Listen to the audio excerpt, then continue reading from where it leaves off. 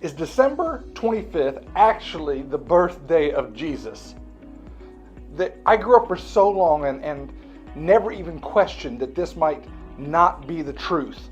But when you look deeper into Scripture, like you need to read fast or listen so you get the overall picture, but then you also need to read slow so you can pick up on some of the things that are going on in the text that tell us some more information.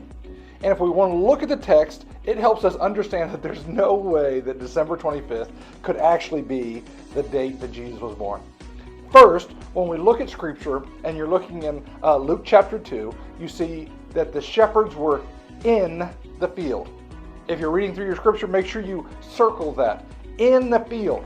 Now, we've got to think about this because very few of us are farmers or ranchers, so we don't understand this. But back then, the farmers and the ranchers worked together. So after the harvest, they would let all the sheep come into the field and they would clear up all of the extra little stumps and everything that was in there. They would eat all of it up and then they would have to use the restroom. So they would fertilize the entire field. So this gives us that it has to be after the time of harvest and before the time of planting that this was happening. And we know December was way too far after the harvest to have anything going on like this. You also look at the Scripture and you see that his cousin, John the Baptist, we see that Zechariah was his father and he was a priest from the priestly line of Abijah. And it's like, why does that matter to anybody? Well, they kept track of when the priestly lines were on duty at the temple. So they can look back and they can find out when the priestly line of Abijah was on duty at this point. And what we recognize is he was on duty in July. So then after he travels back home and you give another 9 months, it's most likely that Jesus was born in September. Now, remember also, Rome is in charge of the world at this point. So the Jewish people, the Christians, they don't get any leeway. They absolutely are hated, actually the Christians even a little bit more than the Jewish people, by the Roman civilization. So they took whatever opportunity they could to go and worship Jesus, to go and celebrate the birth of Jesus. And this happened to be December 25th.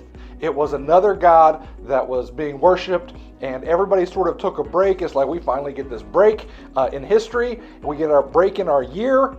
They're giving us some time off. We're going to go worship Jesus. We don't care what date we say it is. We're just going to go worship Jesus. So I hope this doesn't take away from your Christmas holiday.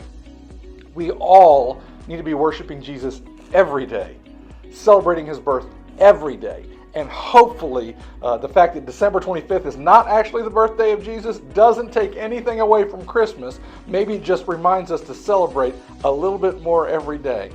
I hope this helps you in your head knowledge and your discipleship there, because we have the head, we have the heart, and we have the hands.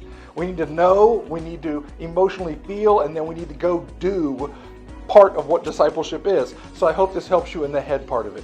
If you are interested in learning more about this, you can come visit me at Catalyst Church in Greensboro, North Carolina at 10 a.m. on Sunday mornings. Or you can like and subscribe. You can pass these around to all of your friends and share this. And if you have any questions, please make comments below, and I'd love to answer those questions. You come see me, Catalyst Church, Greensboro, North Carolina, and I'll save you a seat.